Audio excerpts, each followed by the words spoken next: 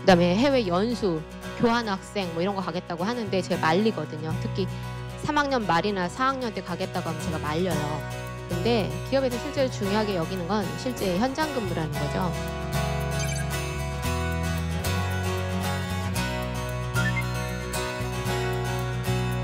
예전에는요, 제일 잘난 사람 뽑았어요. 그런데 최근 추세는 잘난 사람 아니고요, 가장 적합한 사람 뽑습니다. 그래서 내가 성적이 조금 부족해도 경험으로 어필할 부분이 있다거나, 내가 다른 부분이 좀 모자란데 자격증이 좀 많다거나, 어떤 강점이 확실하다면, 근데 이때의 강점은 그 직무에서의 강점이에요.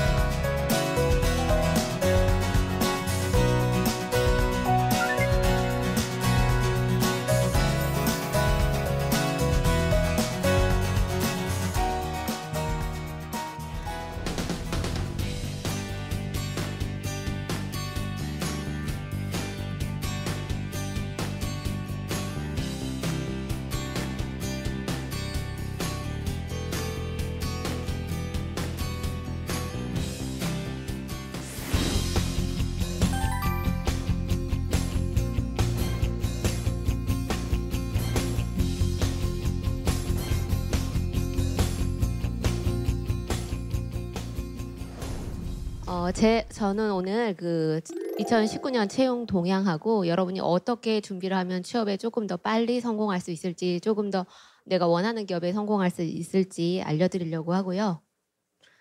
일단 채용 트렌드 이해가 왜 중요한지를 좀 말씀드리려고 해요. 이 친구들 공통점이 뭘까요? 멸종됐다, 그죠? 네. 아쉽게도 굉장히 예쁜 동물들인데 지금은 우리가 볼 수 없는 동물들입니다. 모두 멸종되어 버렸고요. 제가 취업 시장에서 이렇게 학생들 지도하면서 많이 느끼는 게 채용 현장에서도 멸종되는 아이들이 있구나라는 생각이 자꾸 들어요. 그래서 여러분도 마찬가지지만 제가 취업 시장에서 중요하게 여기는 게 뭐냐면, 결코 최고가 선발되지 않더라. 뭐 성적이 좋거나 뭐 학교가 좋거나 꼭 그런 친구들만 취업하지는 않더라라는 걸 제가 느꼈고요. 그래서 여러분이 앞으로 바뀌는 환경에 대한 이해가 먼저 되어야만 취업 준비가 제대로 될 수 있겠다라는 생각이 들었습니다. 서류 전형 배수가 되게 궁금하실 거예요. 그래서 보통 기업들이 100대 1 뭐 이런 식으로 얘기 많이 하고요. 뭐 삼성그룹 같은 경우에 20에서 30대 1 뭐 이 정도 된다고 해요. 워낙 채용 규모가 많았기 때문에 상대적인 대수는 좀 낮은 편이죠. 그리고 뭐 다른 기업들 다 합치면 16대 1 정도 된다고 또 해요. 그래서 서류 전형에서 내가 붙은 거는 행운이다라고 생각하시면 좋을 것 같아요. 그래서 너무 좌절하지 말아라. 그럴 수 있다라고 생각하시면 될 것 같고요. 오히려 내가 서류 전형에서 합격했다면 감사한 일이다라고 생각하시면 좋을 것 같아요. 그래서 저희 학생들도 보면 아무리 뛰어난 학생도 서류 전형에서 탈락을 합니다. 그래서 내가 서류 전형에서 합격했다면 정말 고맙게 생각하고 준비 열심히 하시면 될 것 같고요. 그다음에 인적성 검사인데 최근에 이제 추세가 인적성에서 인성 비율이 좀 높아지는 기업들도 좀 많이 있고, 인적성 검사를 안 보는 기업도 생기고 하고 있습니다. 그래서 인적성 검사 치르고 나면 통상적인 대기업은 6대 1 정도로 떨어져요. 그래서 실무진 면접 가고 그다음에 임원 면접 가면 다시 이제 3대 1, 임원 면접에서는 3명 중에 1명이 뽑히는 그런 형태가 많은데, 최근 기업의 추세는 10대 1 가기도 합니다. 그리고 6대 1 가기도 해요. 그리고 현대차 그룹 같은 경우에는 직무에 따라 좀 다른데 어떤 직무는 1.5대 1인 것도 있었습니다.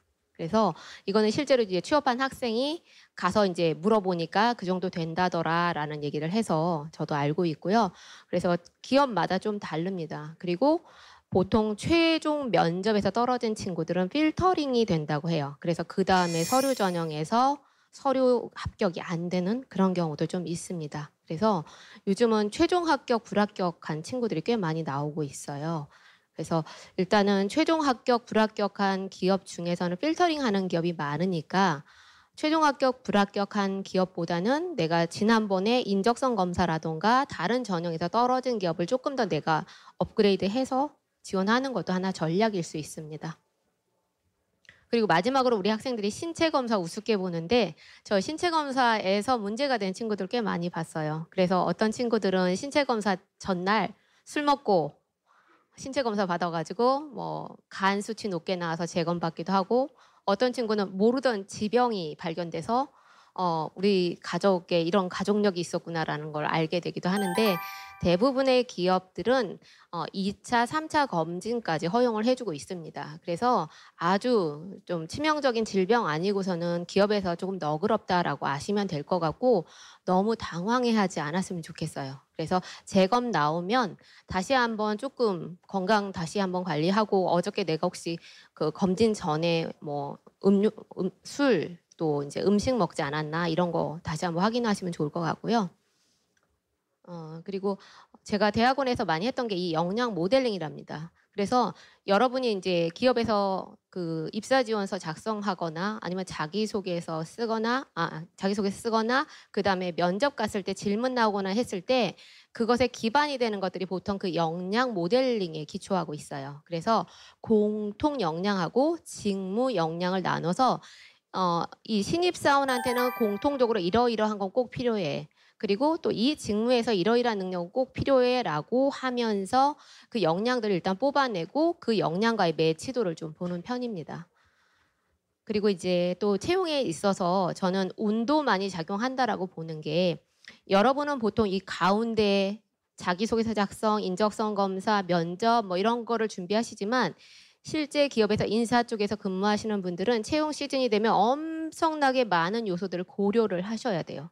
그러다 보니까 장소적인 거, 그다음에 그 면접관이라던가 자기소개서 평가위원, 평가 방식 뭐 이런 것들이 굉장히 많은 변수들이 작용을 합니다.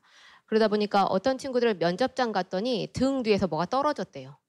그래서 저한테 와가지고 되게 고민을 많이 했어요. 선생님 이게 되게 불길한 징조 같은데 이게 면접에서 어떤 영향을 미칠까요? 뭐 이렇게 물어보더라고요. 그래서 제가 내 생각에는 내가 면접관이라면 너를 합격시킬 것 같다. 갑자기 면접장에서 뭐가 떨어졌다는 건 면접장 준비가 제대로 세팅이 안 된 건데 너를 떨어뜨린다면 그 기업에서 나중에 네가 악성 댓글이라든가 뭐 이런 거 달면 불리하지 않겠냐. 그래서 나라면 너를 합격시킬 것 같다라고 얘기했는데 그 친구 붙었어요. 그래서 여러 가지 변수가 있다. 그래서 그날 면접관 궁합 같은 것도 굉장히 중요해요. 저도 실제로 면접관으로도 참여하고 면접위원장도 해봤는데 실상 갔을 때 면접관하고 궁합이 안 맞는 경우도 있어요. 다른 사람들은 다 괜찮다고 평가했는데 면접위원장분이 난 저런 친구랑 일해봤는데 영 아니야 라고 해서 떨군 경우도 봤었거든요. 그래서 아까 입사 지원서 서류 전형도 말씀드렸지만 면접에서 탈락도 내 탓 아니다. 무조건 내 탓만 하지 않아도 될 것 같아요. 그래서 그 대신에 저는 학생들한테 오답 노트 만들라고 해요. 다음 최근 채용 추세인데요. 예전에는요 제일 잘난 사람 뽑았어요. 그런데 최근 추세는 잘난 사람 아니고요. 가장 적합한 사람 뽑습니다. 내가 다른 부분이 좀 모자란데 자격증이 좀 많다거나 어떤 강점이 확실하다며. 근데 이때의 강점은 그 직무에서의 강점이어야 해요. 그래서 그런 사람 선호하고 있다는 거 아시면 되고요. 경험이 풍부한 인재. 그래서 여러분 현장 실습이라던가 아르바이트라던가 인턴 경험이라던가 조금 작은 기업에서 일한 경험들이 실제로 현업에서 일할 때는 굉장히 많이 도움이 됩니다. 그래서 예전에는 처음에 대기업 안 들어가면 나중에 대기업 못 들어간다였는데 최근 추세는 그렇지 않다고 실제 대기업에 계신 분들이 그렇게 얘기를 하고 있어요. 그래서 제 생각에는 대기업만 바라보고 계속해서 뭔가 취업 준비만 하면 나중에 그거 자체가 취업에서 마이너스 요소가 돼요. 공백 기간이 왜 이렇게 많으세요? 취업 준비 기간이 너무 긴 거 아닌가요? 뭔가 문제 있지 않나요? 저도 면접관으로 가도요. 제일 먼저 눈에 띄는 게 공백 기간이에요. 그렇기 때문에 가능하면 공백을 줄이는 노력을 하셔야 돼요. 그래서 여러분이 아르바이트든 현장 실습이든 인턴이든 아니면 중소기업에서 일한 경험이든 가능하면 공백을 없애주세요.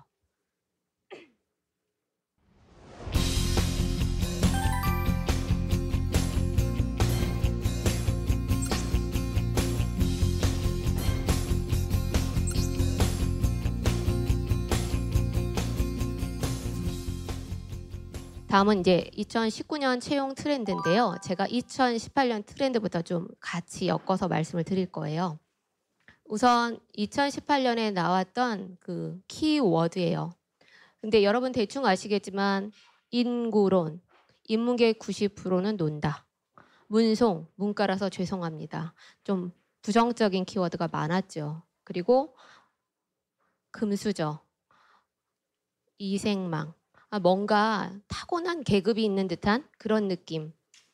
그래서 조금 우울했던 2018년이었어요. 그리고 인턴도 지금 어때요? 티슈 인턴, 부장 인턴. 티슈 인턴 뭐예요? 그냥 버려지는 인턴. 그냥 체허명으로 뽑아서 버려지는 인턴, 부장 인턴. 인턴 경력이 너무 길어서 부장같이 일을 잘해. 그래서 보통 장기 인턴 했던 친구들.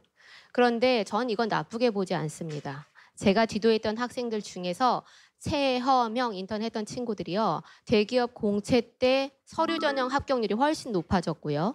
그다음에 부장 인턴, 장기 인턴 나쁘지 않다라고 저는 생각을 해요. 내가 바로 갈 수 없는 상황이라면 차라리 인턴 찍고 가는 것도 괜찮다. 외국계 기업에서.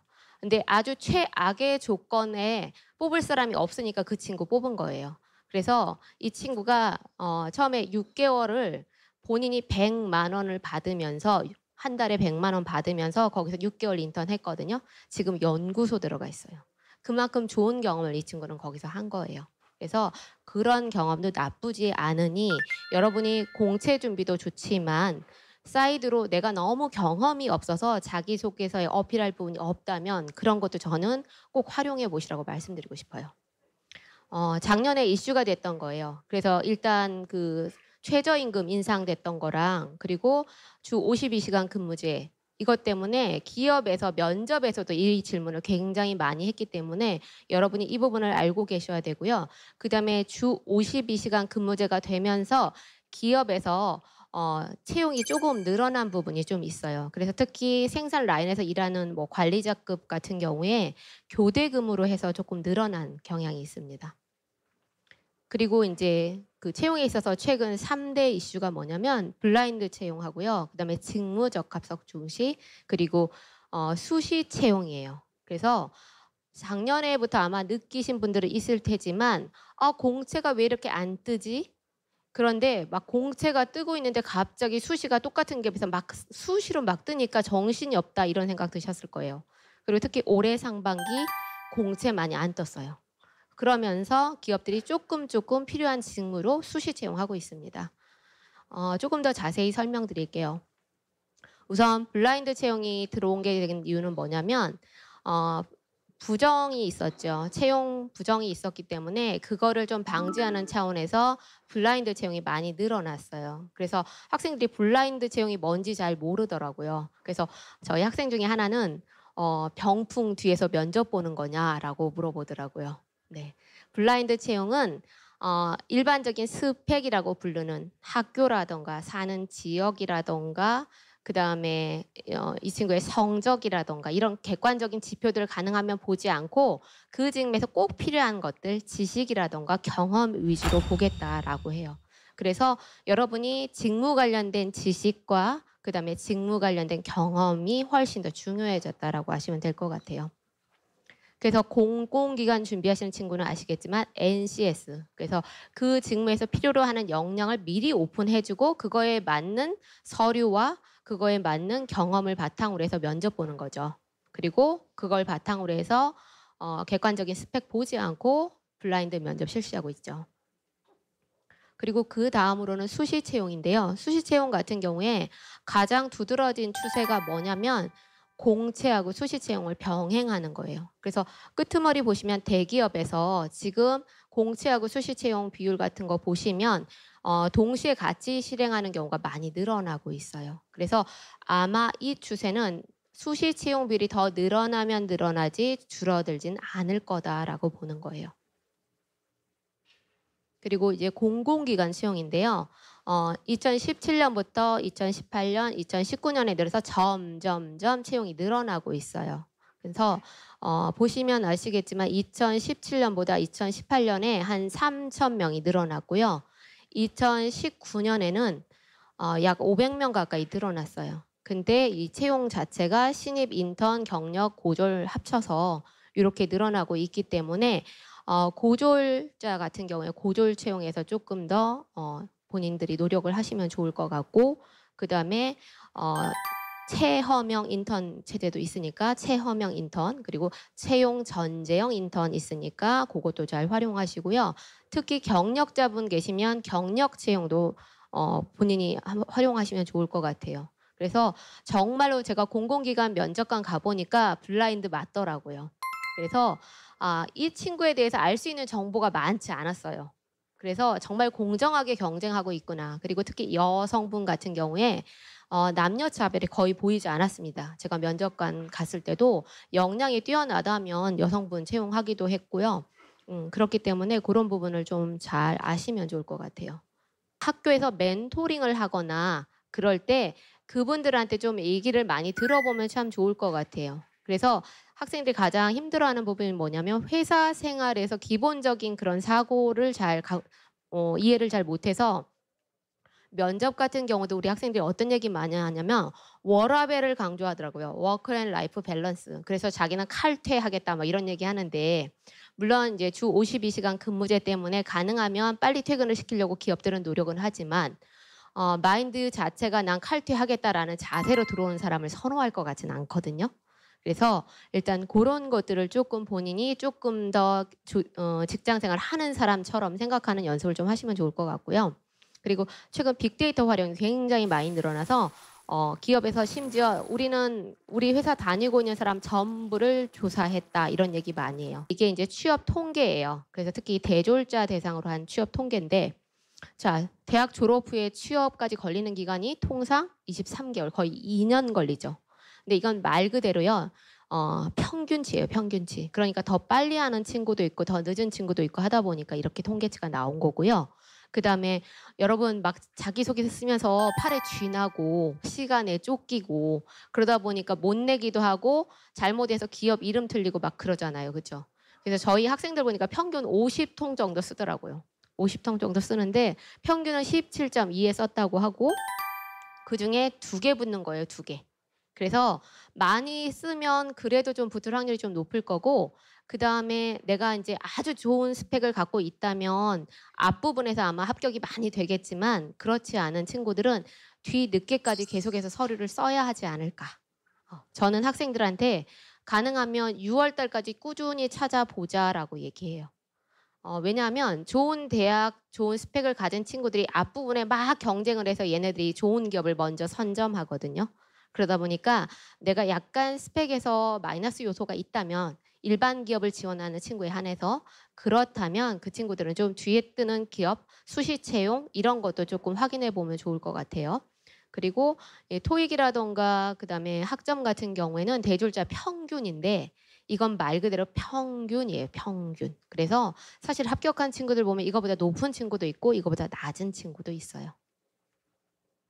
올해인데 올해 상황을 저는 되게 좋다. 막 엄청 뽑을 거다 이렇게 얘기하고 싶은데 올해 그렇게 상황이 좋지는 않고 그다음에 또 심리적인 불안정이 좀 있다고 하더라고요. 그래서 작년에 4, 4분기 영업 성과가 별로 좋지 않다 보니까 기업들이 작년 전체적인 성과는 괜찮았는데 마지막 분기의 성과가 좀 안 좋다 보니까 채용에서 조금은 망설이는 부분이 좀 있어서 대기업들은 작년 수준 정도 갈 거고 300인 이하 기업은 조금 줄일 거다, 긴축할 거다 이런 얘기가 좀 있습니다.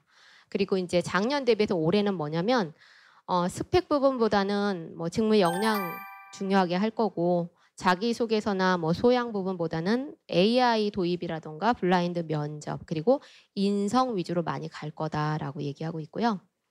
그리고 이제 2014년에서 2024년 인력 수급 전망 보시면 아시겠지만 공학 계열은 많이 부족해요. 많이 부족한 상황이라 기업 규모는 좀 다를 수 있지만 어찌됐건 좀 들어갈 곳은 많이 있을 것 같고요. 인문상경 계열은 조금 치열할 거다라는 얘기하고 있습니다.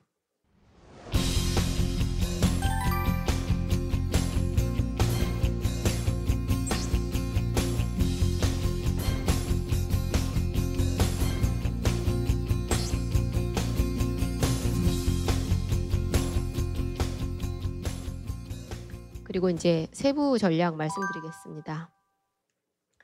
우선 자기소개서 쓰기 전에 무작정 쓰지 말고 마인드맵 좀 그려라라고 전 얘기해요. 그래서 본인 얘기를 조금 이렇게 그림으로 그리다 보면 생각에 꼬리를 물고 해가지고 결국은 본인 강점을 찾아낼 수 있고요. 이 과정에서 조금 수치화를 하면 좋겠다. 그래서 제 생각엔 이렇게 그린 다음에 엑셀 파일로 정리하면 좋을 것 같고요. 그다음에 두 번째는 이거는 모 기업에서 실제로 이제 자기소개서 평가할 때 기준인데 이 기업은 이제 학교를 좀 평가한다고 해요. 그래서 학교를 이렇게 나누고 그다음에 학점을 또 이렇게 구간 점수를 주고 어학 이렇게 주는데 우리가 생각하는 자격증은 생각보다 그렇게 점수가 높지 않다고 해요. 그래서 작은 걸 모아야 점수가 좀 된다라고 합니다. 그래서 변호사나 CPA 정도 돼야 만점 받는다. 그러니까 나머지 자격증들은 별로 영향력이 없는 거죠. 하지만 전공 자격증은 중요할 수 있습니다. 그리고 커말 같은 경우에 요즘 거의 다 갖고 있기 때문에 필수 자격증처럼 되어버렸고요. 그리고 인턴 같은 경우에는 가산점 주는 경우가 많기 때문에 가능하면 작은 기업에서는 2개, 큰 기업에서는 1개 정도 하시면 좋을 것 같고 자기소개서는 기업마다 달라요. 그래서 자기소개서 점수를 크게 주는 기업이 있고 작게 주는 기업이 있어서 하지만 얘는 뭐냐면 내가 갖고 있는 스펙 플러스다라고 생각하시면 되세요. 그래서 조금 가산점을 받을 수 있도록 노력하시면 좋을 것 같고요. 그리고 우리 학생들 맨날 저한테 상담받을 때 저 해외 봉사 가고 싶은데요. 그다음에 해외 연수, 교환 학생 이런 거 가겠다고 하는데 제가 말리거든요. 특히 3학년 말이나 4학년 때 가겠다고 하면 제가 말려요. 근데 기업에서 실제로 중요하게 여기는 건 실제 현장 근무라는 거죠. 그래서 본인이 지금 지원하는 그 직무랑 가장 유사한 곳에서 일한 경험이 좋겠다라고 생각을 하고요.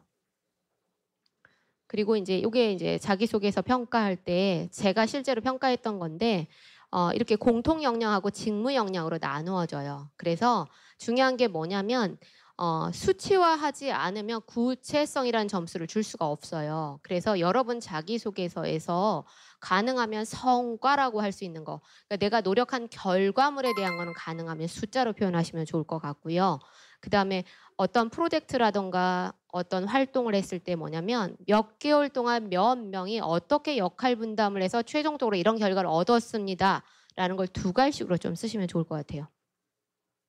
그리고 이제 1분 PR인데요. 1분 PR 같은 경우에 저는 본인이 갖고 있는 강점 3가지를 한번 써봐라 라고 얘기해요. 그래서 그 강점을 가지고 자기소개를 하면 얼추 기업에서 만족할 만한 자기소개 할 수 있거든요. 그래서 예를 들면 이 친구는 연구개발이잖아요. 그러면 저는 이제 연구개발에서의 강점이 전공 기초하고 심화교육 받은 거, 그다음에 현장 경험, 그리고 트렌드에 더 다가가기 위해서 외국어 습득한 거 이런 거란 말이에요. 그러면 이걸 이제 줄글로 만든 다음에 외웠지만 외우지 않은 것처럼 얘기하는 연습을 좀 하시면 돼요. 근데 이게 직무마다 좀 달라요. 그래서 이 친구 같은 경우에 아까 이렇게 써왔는데 이렇게 그래서 좀 눈에 잘 안 들어오죠. 본인이 써놓고 본인이 잘 눈에 안 들어오면 1분 PR 거의 가서 이제 현장에서 해야 되는데 얘기가 안 되잖아요. 그래서 이걸 아예 숫자로 얘기하자. 그래서 2번의 산학협력 프로젝트, 5년간의 발명 동아리 활동, 10개의 아르바이트. 이렇게 하면 면접관도 이걸 막 써요. 그러면서 질문을 여기서 뽑아내고 본인도 얘기하기가 되게 편한 거죠. 이대로 하면 되니까. 그리고 이게 면접할 때 제가 가졌던 그 평가지예요. 그래서 기업마다 좀 다른데 이렇게 복잡하니까 어때요? 이대로 평가 못해요. 그래서 어떻게 하냐면 전반적인 느낌 그걸 가지고 사실은 합불만 결정한 다음에 저걸 약간 메꾸는 형식으로 많이 하고 있기 때문에 여러분이 일단은 그 부분을 알고 그래서 이미지가 되게 중요하다는 거예요. 그때 이미지는 예쁘고 못생기고가 아니라 이 직무를 똑 부러지게 잘할 것 같은 이미지 그 이미지를 갖추고 있는지 그것에 맞는 복장을 하고 있는지 그것에 맞는 인상을 하고 있는지 이런 부분이 또 때로는 CS 업무 같은 경우에 그에 맞는 목소리를 갖고 있는지도 되게 중요해요. 그래서 그 부분을 좀 알고 계시면 좋고요. 이건 면접에서 거의 다 물어봐요. 이 중에 몇 개를 빼먹을지언정 다 물어보니까 이 정도는 준비해 갖고 가시면 될 것 같고요. 그다음에 이게 이제 면접했을 때 여러분이 보통 면접관이 보는 화면 같은 거예요. 그리고 최근에 면접이 엄청나게 종류가 많아요. 그래서 재밌는 면접 있죠. 뭐 시식 면접 이런 것도 있고요. 뭐 라면 먹어보고 평가해라 이런 면접도 있고요. 또 뭐 등산 면접. 그래서 모 기업은 그 영업관리직이 좀 힘들어요. 그러니까 등산 몇 분 안에 들어온 사람만 합격, 몇 분 안에 못 들어오면 불합격. 그런 다음에 들어온 친구 다시 면접 봐가지고 그중에 합격한 친구 최종 합격 이렇게까지 해요. 그래서 이렇게 다양한 패턴이 있으니까 여러분 준비 많이 하셔야 될 것 같죠.